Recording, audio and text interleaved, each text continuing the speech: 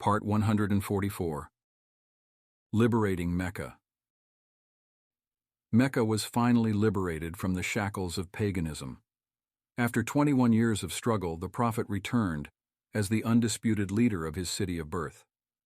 The prophet entered Mecca on his camel, lowering his blessed head so much that his forehead was almost touching the back of his camel. He praised Allah, glorified Him, and recited from Surah Al-Fath, "Indeed, we have granted you a clear triumph." Surah 48, verse 1. The prophet arrived at the Kaaba and began performing tawaf on his camel. And every time he passed by one of the idols, of which there were over 360, he would point to it with his staff and it would be knocked over.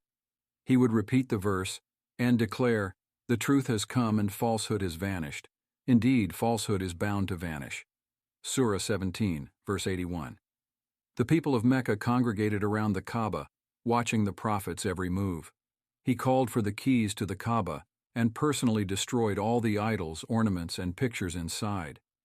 As he threw out pictures of what the pagans supposed was Prophet Ibrahim, the prophet proclaimed, "May Allah curse them. What has Ibrahim got to do with this paganism?" He then recited the verse, "Ibrahim was neither a Jew nor a Christian. He submitted in all uprightness and was not a polytheist." Surah 3, verse 67. After purifying the house of Allah from all forms of polytheism, the prophet turned and addressed the people of Mecca as he stood on the steps of the Kaaba. He gave a short sermon. There is no God but Allah, alone.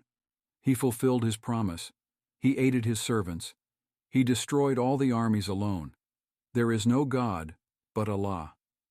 Indeed, every aspect of ignorance has been abolished except for two: custodianship of the Kaaba and feeding the pilgrims. He then ended his sermon by stating, "O people of the Quraysh, indeed, Allah has abolished the arrogance of the tribal orders of ignorance. Every one of you is from Adam, and Adam is created from dirt. O people, indeed we created you from a male and a female, and made you into peoples and tribes so that you may know one another. Surely the most noble of you in the sight of Allah is the most righteous among you.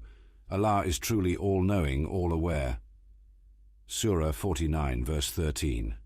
The prophet then asked the people, "How do you think I will deal with you?" The people called out, "With goodness!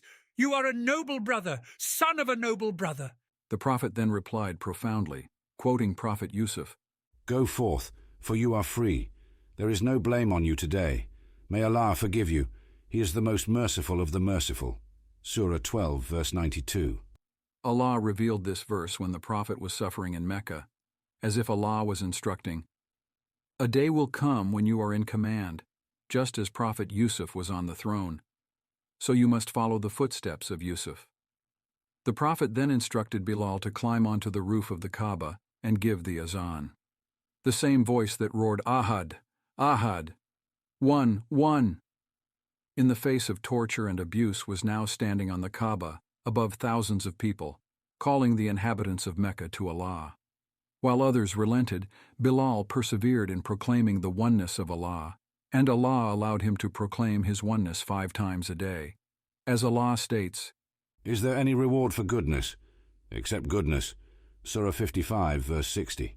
It was unprecedented in Arabia that a freed slave with no recognized lineage occupies such a prestigious role, being raised, literally and figuratively, above the noblemen of the land.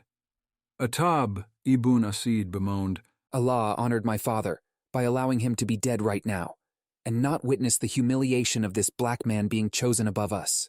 Al-Harith ibn Hisham, Abu Jahl's brother, added, "By Allah, if I thought this man, that is the Prophet, was upon the truth, I would have followed him."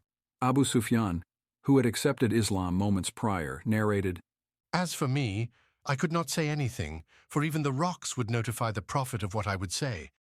Abu Sufyan would need time for Iman to settle in his heart. His faith was not yet strong enough to refute their ignorant statements, and even sympathize to an extent with their sentiments, yet he believed in the Prophet's miracles and did not want to speak against him. Later the Prophet approached the 3 of them and disclosed their own conversation to them word by word. Al-Harith immediately said, "By Allah, you must be a prophet. Because no one was listening to our conversation, I bear witness that there is no God but Allah, and I bear witness that you are the messenger of Allah. Al-Harith immediately accepted Islam, and Atab later followed. They grew into practicing Muslims, and Al-Harith in particular grew in piety and would try to learn from the Prophet, eventually dying as a martyr in the Battle of Yarmouk. The Prophet then headed to Mount Safa, where he took the pledge of allegiance from all those who embraced Islam. The people queued up to pledge their allegiance on the same mountain that he announced his prophethood to the people of Mecca, fulfilling the verse, "And you see the people embracing Allah's way in crowds." Surah 110, verse 2. After the Prophet took the pledge from the men, the women of Mecca all gathered. Amongst them was Hind bint Utbah, the wife of Abu Sufyan, veiled to conceal her identity. The Prophet instructed them to pledge their allegiance, quoting the verse, "O Prophet, when the believing women come to you, pledging to you that they will neither associate anything with Allah in worship, nor steal, nor fornicate, nor kill their children, nor falsely attribute illegitimate children to their husbands, nor disobey you in what is right, then accept their pledge and ask Allah to forgive them. Surely Allah is all-forgiving, most merciful." Surah 60, verse 12. When the Prophet said, "They will neither associate anything with Allah," Hind called out, "You are asking of us something you did not ask the men." The Prophet corrected her and continued. When he said, "Nor steal," she called out, "I used to take from the money of Abu Sufyan without his knowledge." In a bid to avoid any controversy, Abu Sufyan added, "I have forgiven it all." This dialogue clearly exposed Hind's identity, and the Prophet asked, "Are you Hind?" Exposed, Hind responded, "Yes, I am. Forgive the past. May Allah forgive you."